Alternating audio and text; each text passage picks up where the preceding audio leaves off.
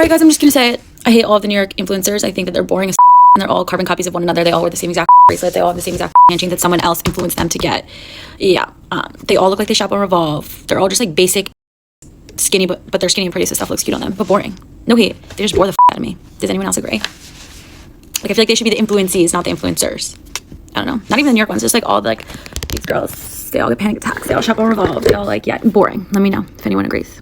That video was posted on TikTok on March 7th, and it has stirred quite a conversation within the chronically online community, which I am a part of. Now, when I say that this has stirred quite a conversation, that is not an exaggeration, because it's got everybody and their moms on TikTok talking about it, and it's even been picked up by major media outlets. A lot of people are in agreement with @MartiniFini, the girl who posted the video, based on the 4,000 plus comments it got. They feel like New York City influencer content is repetitive, inauthentic, and a copy paste of the things that other New York City influencers are posting, which is pretty on point because there is definitely, maybe formula is not the right word, archetype. That's it. There's an archetype that's your upper class New Yorker who's not actually from New York, that lives in a new development building, drinks expensive wine at Persay's with their Friday dinner,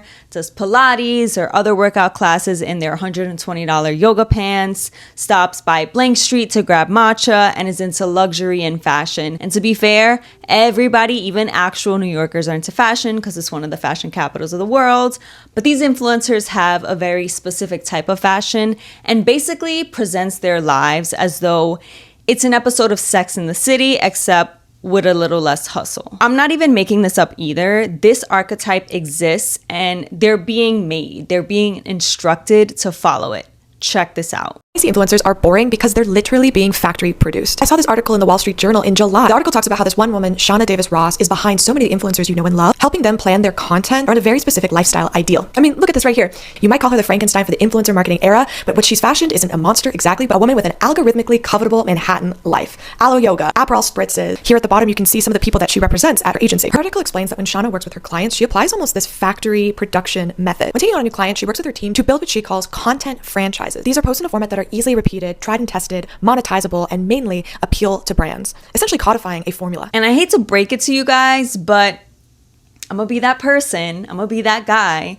As a born and raised New Yorker from the outer boroughs of New York City, and by the way, this is not leaving out Harlem and the Lower East Side, because although Harlem and the Lower East Side are parts of Manhattan, these are very distinct from what most people know and consider and associate with Manhattan. 99, if not 99.9% of these New York City influencers are not an accurate depiction of what it means to actually live and be immersed in New York City living and culture. And the reason why these New York City influencers are boring is because they're not real New Yorkers, and there is nothing particularly distinct from what these girls are showing you and what any other influencer from like Miami or LA is showing you. It's literally the same thing happening in a different location. Okay, the real tea is that these are not New York City influencers. These are influencers that just happen to live in New York City. Yeah, hi, hello. I am a little bit biased because I am from New York City, Queens to be exact. However, I do not know who y'all are following. I promise you, any New York City creator that I follow on TikTok has made me laugh more than 10 times. I don't know who the are following, and this is no shade to the transplants. I don't know if y'all talking about like the aesthetically, lifestyle, day in the life, get ready with me type of girls, but any New York City content creator that I follow has never given boring, and that's no shade. No shade, I kind of would be bored seeing Sex in the City wannabes who came here 5 months ago on my For You page over and over and over and over and over. I would be dead ass tired too. New York City is not just Manhattan. New York City consists of 5 boroughs. That's Manhattan, that's Queens, that's the Bronx, that's Brooklyn, and that's Staten Island. Dig, fine. It's more funny people. New York City is just not Manhattan. So don't speak on, how can you speak on New York City influencers and content creators and you're only looking at one borough? Yeah, these bitches all want to be Carrie Bradshaw. I showed this map a few seconds ago, but I'm bringing it up again because I find it crucial that we go over New York City geography, because although New Yorkers refer to Manhattan as the city, New York City itself as a whole is not just Manhattan. It's also all the boroughs and neighborhoods surrounding it. Point is that there's so much more than what's presented to you from these New York City influencers, because there's so much more to New York City than everything else below Harlem and to the west of the Lower East Side. And the thing is, real New York City influencers exist. They're out there. A lot of them just don't get the love they deserve because they don't fit the archetype. And I'm gonna be highlighting them in a bit so you can see and be aware of who they are. And when I do that, I want you to notice what the differences are from, quote, New York City influencers who get all the views and engagement and the actual New York City influencers who deserve more acknowledgement. Because here's the thing, New York City culture in and of itself is influential.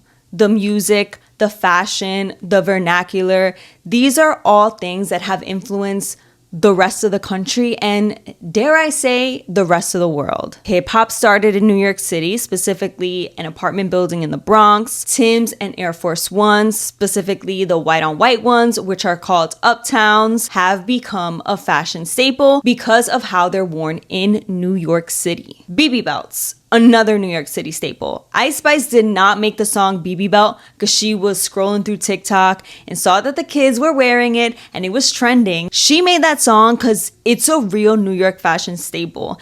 And these are a few of other New York City fashion staples like North Face coats, Nike Techs, and the classic New York Yankee hat that has influenced fashion outside of the city. And outside of New York City culture and its influence are the actual people from New York City who have also been influential and or had some type of presence. A really good and recent example of this is Cardi B, who started her career in entertainment by posting videos on Instagram and Vine and unapologetically sharing her experience and perspective as a stripper from the Bronx. And now she's recognized as one of hip-hop's female rap icons and has some pretty big accolades under her belt, like a Grammy being one of them. Another example or examples are Jesus Nice and the Kid Miro, who, although no longer work together, went from being two New Yorkers posting on Twitter to having a show on Showtime. Now, these people that I mentioned are now very much a part of entertainment culture that exists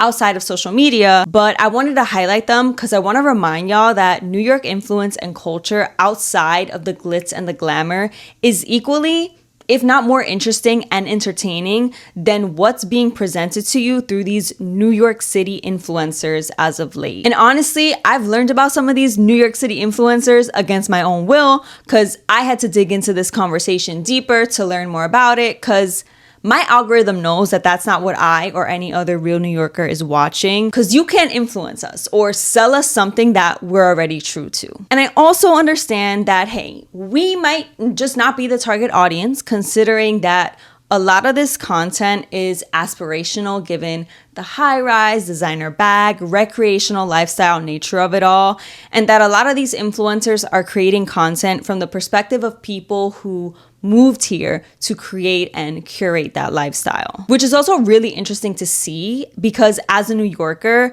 there's a disconnect between the New York City people glamorize and come here to experience and the New York City that makes it impossible for people who are from here and love it here to thrive in because we're being forced to deal with things like insane rent prices and accommodating for culture clashes. This sort of perversion and glamorization of what it's like to live here just perpetuates this idea that it's like a young, wealthy person's playground, which it certainly is not. It's actually a real issue that affects many people, and specifically, I mean, so many native New Yorkers, like not even speaking for myself, but just people that, have to raise families here. Like, my parents, I'm first gen, so my parents are immigrants, and like I grew up with like so many first gen kids, so many immigrants, and like that's New York. Like, and it is so interesting because of all the different perspectives. Eventually, the only people that are going to be able to afford to move to New York are going to be the boring rich people, and the city's going to lose so much of what makes it amazing. And I mean, obviously, we already see that happening, and it's heartbreaking. It's just wild to me because like the influencer version of New York City is a completely different world and like not in a good way. Anyway, when it comes to contemporary, as in existing right now in this moment, New York City influencers that are from here,